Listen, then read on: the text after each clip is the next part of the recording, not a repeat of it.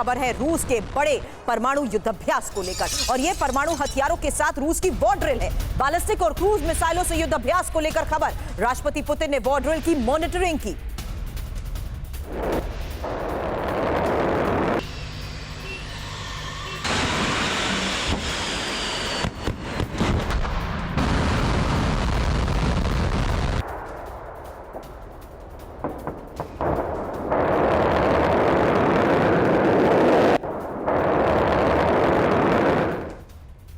लंबी दूरी की न्यूक्लियर मिसाइलों से युद्धाभ्यास, जहां यार्ड्स और सिनेमा बैलिस्टिक मिसाइलों से वॉर ड्रिल।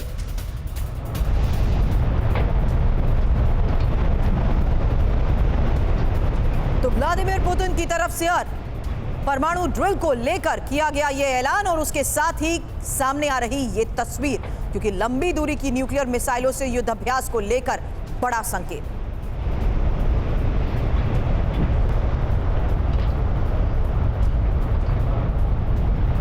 रूसी सेना ने न्यूक्लियर ड्रिल करके देश की परमाणु ताकत एक बार फिर से दुनिया के सामने रखी है।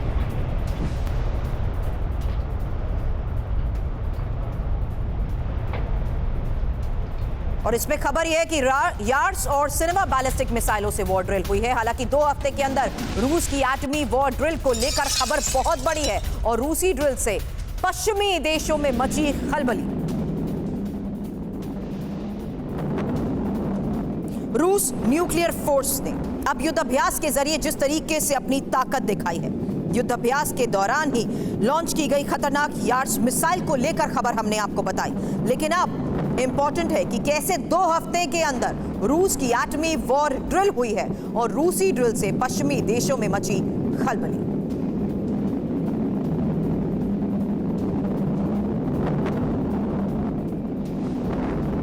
तो रूस न्यूक्लियर फोर्स ने युद्धाभ्यास के जरिए जिस तरीके से अपनी ताकत दिखाई है, रूस में चल रही न्यूक्लियर वॉर ड्रिल की ही एक और तस्वीर अब आपके सामने। ये देखिए वीडियो।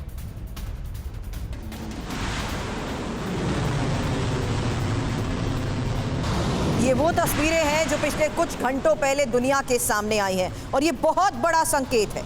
रूस के राष्ट्रपति व्लादिमीर पुतिन ने देश की न्यूक्लियर फोर्स को अचानक युद्धाभ्यास शुरू करने का जो आदेश दिया, यही सबसे बड़ी खबर और सबसे बड़ा संकेत।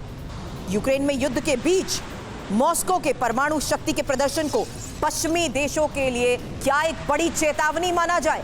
एक्सपर्ट से इसको लेकर भी करेंगे सवाल। मेजर जनरल रिटायर्ड संजय मेस्टन सर, रक्षा विशेषज्ञ के तौर पर इस वक्त हमारे साथ हमारे स्टूडियो में। Colonel retired U S Rathore sir, रक्षा विशेषज्ञ के तौर पर इस वक्त हमारे साथ हैं। और इस वक्त आपको बता दूं, foreign expert doctor Santesh Kumar Singh इस वक्त हमें ज्वाइन कर चुके हैं। इसलिए डॉक्टर सिंह, पहला सवाल आपसे, अब अपनी इस परमाणु क्षमता की ताकत का प्रदर्शन करने का मतलब क्या है? आप समझिए, मैसेज देना चाहता है रसिया आपकी पूरी दुनिया को कि जिस तरह से युद्ध आगे बढ़ रहा है उसको वो टॉलरेट नहीं करेगा आने वाले दिनों में। लेकिन अगर ये सब इससे इस मैसेज को आप समझना चाह रहे हैं कि युद्ध होने वाला है, अटैक करने वाला है, न्यूक्लियर अटैक, मुझे लगता है ऐसा कुछ होने वाला है। लेकिन हाँ, निश्चित रूप से वो बैलेंस ऑफ टेरर जो कहते हैं, आतंक का संतुलन जो है स्थापित करने का, कि डर सबके अंदर रहे कि कहीं न कहीं आने वाले दिनों में अगर ज़रूरत पड़ गई तो रशिया न्यूक्लियर वीपन्स का यूज करने में हेजिटेशन फील नहीं करेगा। तो ऐसी परिस्थिति में मुझे लगता है वो कहीं न कहीं जो लंबा खींच रहा है युद्ध, जो 3 साल से चल रहा है, उसको नियंत्रित करने का कोशिश कर रहा है, उसको आगे बढ़ाने की कोशिश कर रहा है, उसको लेके आगे जा रहा है।